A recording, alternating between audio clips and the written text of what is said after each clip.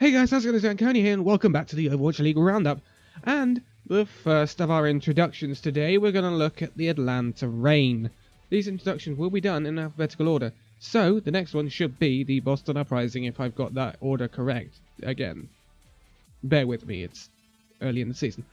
The Atlanta Reign have come into this season as a new team off the back of the success of the Overwatch League's inaugural season.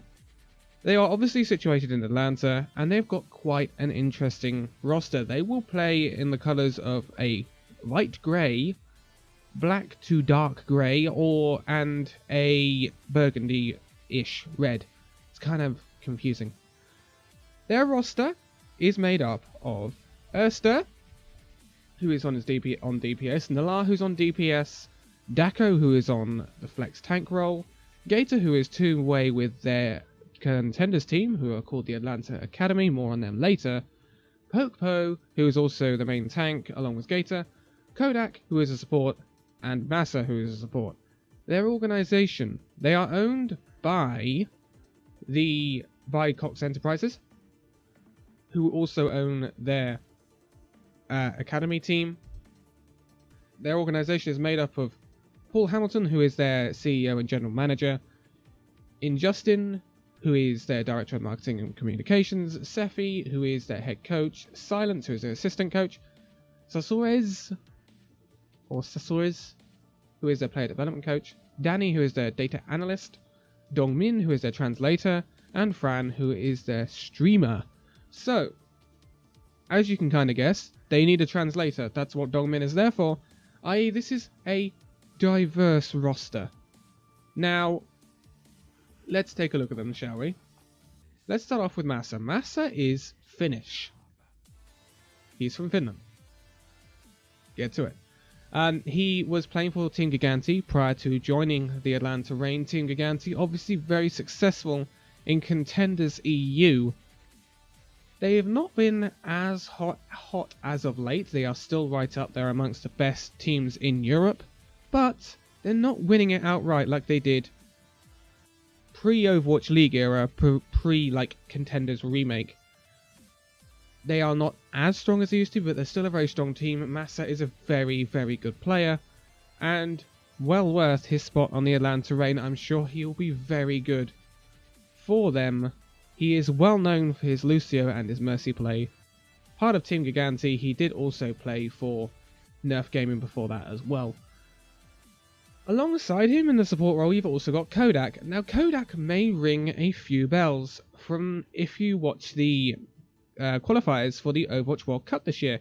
He played for Team Germany. He is, therefore, German. He will be playing for the Atlanta Reign next season as their kind of, what I would call him is a flex support, because he is very, very versatile. He can play Zenyatta, he can play Ana, he can play Mercy, he can even play Diva. He's a very versatile player, and to have such a versatile player on your roster is fantastic. Prior to the Atlanta Reign, he was playing with Six Snakes, but they had an okay time in EU Contenders. Alongside, they would have been playing Giganti and Massa, therefore they kind of know each other, but Six Snakes were never winners of Contenders like Giganti used to be. They were always that they would get to the finals of Contenders, but they get through the trials. They get to the finals and then they'd be kind of like a mid kind of table team. They wouldn't be a team to pose real questions of the top teams in Contenders at that time, who were Giganti, British Hurricane, just trying to think now. Bazooka Puppies were quite good at one point, etc. You look at European Contenders now, it's a bit different than it used to be, with Morning Stars and stuff like that. Anyway, that's me going off on a tangent. Kodak and Massa are the two supports for the Atlanta Reign. Of course, these rosters are correct as of the 16th of December. This could change. I do not know whether the transfer window is still officially open. If it is, they can still make additions, but they had to have an 8-man roster locked in by early December for that watch point. that came out about a week ago. So this is a roster that will be sticking around for a while for these teams.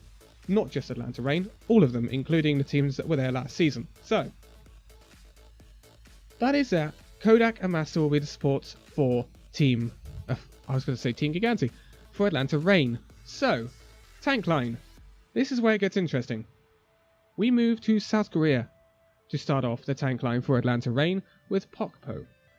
He is obviously South Korean. He played for Element Mystique before he joined the Atlanta Reign. He is a main tank through and through. Winston, Orisa, Reinhardt. It's always very good to have a nice, stable tank line. It's crucial to Overwatch, right? If you don't have a stable tank line, you are going to struggle. And this is something that the Atlanta Reign have implemented very, very well. That's why they've got this translator, right?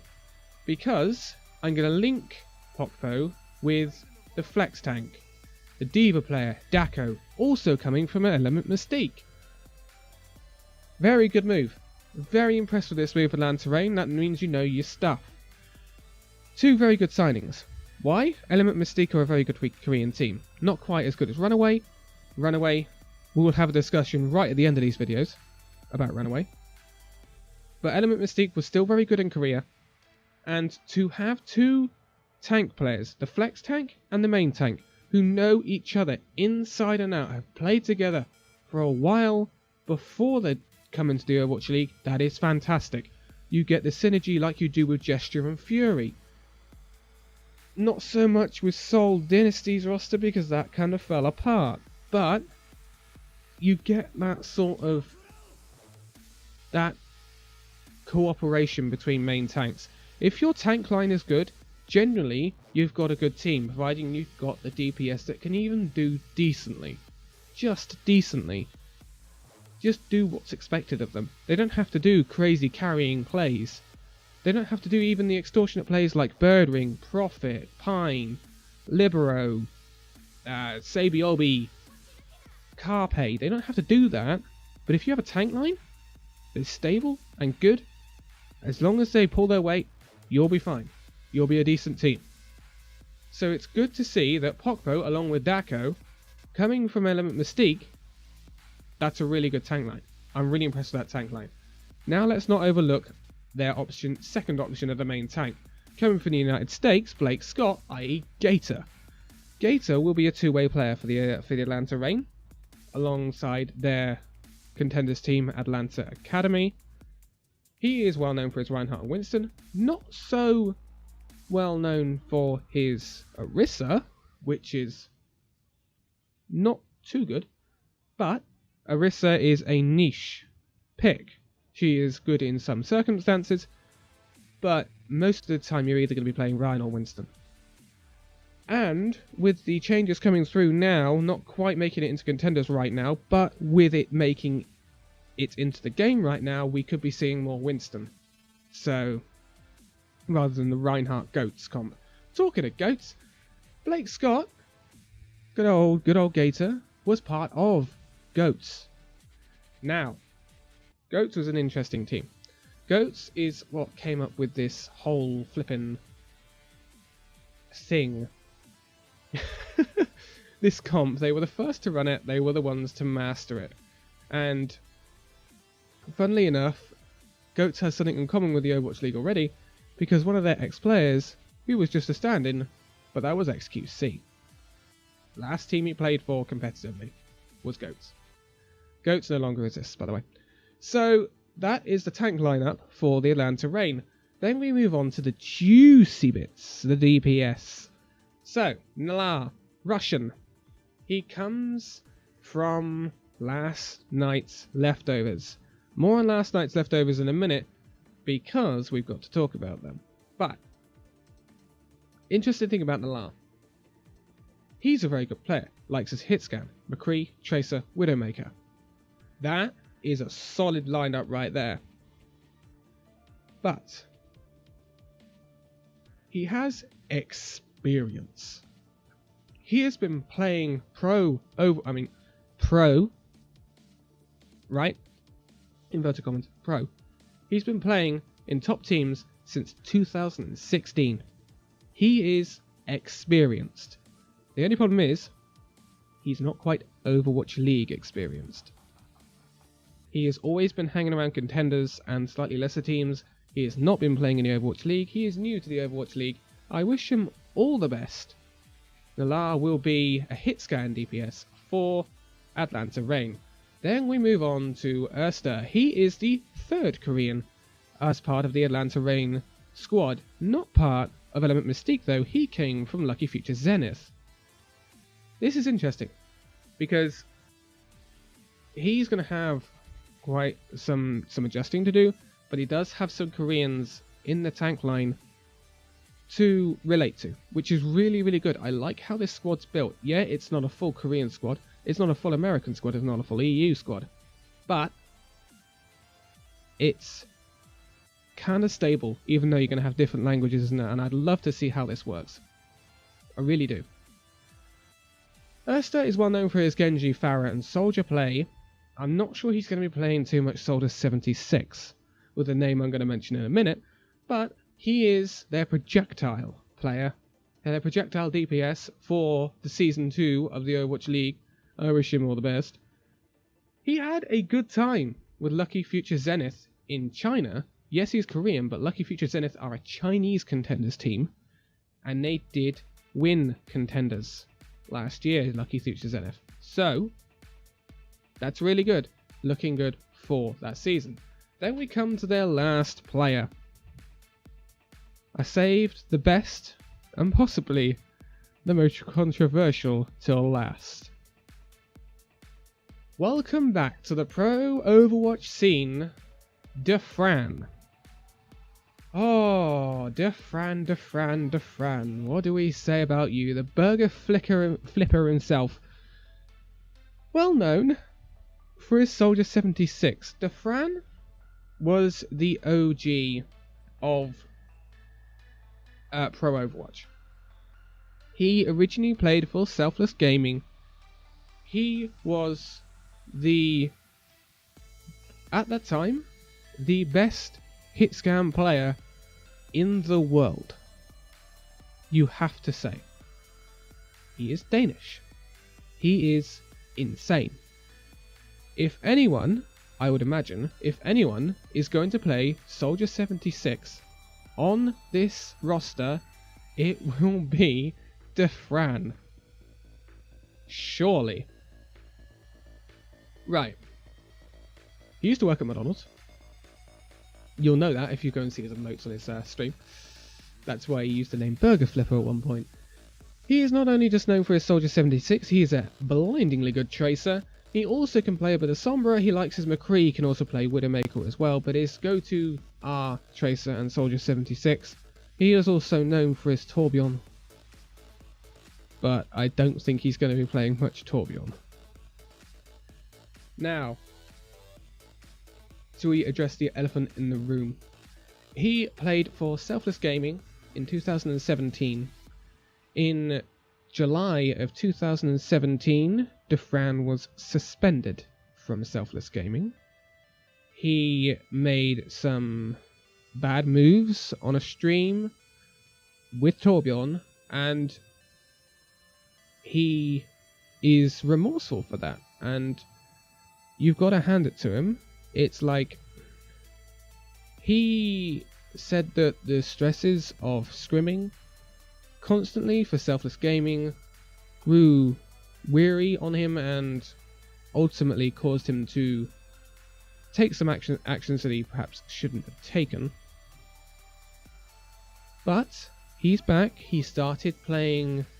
He came back from his suspension. He was fully suspended. I don't just mean from esports. He was banned from Overwatch. He came back, and then he was signed to NRG Esports as a streamer in March of this year, and now he is part of the Atlanta Reign, back on the competitive scene for the first time since he played for Selfless. And it should be really interesting. I mean, you look at his skill ratings. Season 6, he was 4,711 on his final rating. I only have his details from Season 6 onwards, because he's ditched his old account. The account he... Okay, threw on. He ditched that account. Completely new start for him. I understand him completely. Fantastic. I really want to see him do well. In Season 6, he was number 2 in the EU. In Season 9, he was number 1 and number 3 in the world. And he had a third account where he was number 88 in the world. So he had 3 accounts which were all in the top 100 in the world. Not just EU, in the world. That is how good DeFran can be. So, that is your Atlanta Reign roster for this coming Overwatch League season. This should be awesome. I cannot wait to see DeFran in a competitive environment. I hope Atlanta Reign do a better job of managing a perhaps controversial player, or a player who the stress can get on top of, better than perhaps Dallas Fuel did with XQC. I'd love to see XQC back in the Overwatch League. I keep saying it, but it's not going to happen. XQC, I think, honestly, is done with that. He's not even playing Overwatch anymore. I mean, I think he is on the side slightly, but he's not playing it on the stream anymore. It's really got on top of him in the past month or so, and he got banned. Anyway, I can't wait to see DeFran. This roster looks fairly strong. Does it look like an Overwatch League winning roster? No. No. But anything can happen. This looks like a playoffs roster, without a doubt. But I don't think it can win it. But I really don't think it's going to be struggling either. I will be really surprised if we get another case of Dallas Fuel here. Because this is a roster I'm going to hype up. I can't wait to watch Atlanta. Their first game will be against the Florida Mayhem, which should be really interesting. That's two unknown entities, because Florida are a much different team than they were last season. But that is Atlanta Reign, your new team for this season, the first new team we look at. Next up is, I believe, the Boston Uprising, which should be really interesting, because Boston Uprising have gone a bit of a makeover, not quite as major as other teams, but there's a bit of a makeover at the Boston Uprising, and then we'll get into some really interesting guys. The next up after that will be the Chengdu Hunters, which is also another interesting one to go through. But for now, thank you guys so much for watching this video. If you liked it, give it a like, subscribe if you're new, and I will see you in the next video. See you then!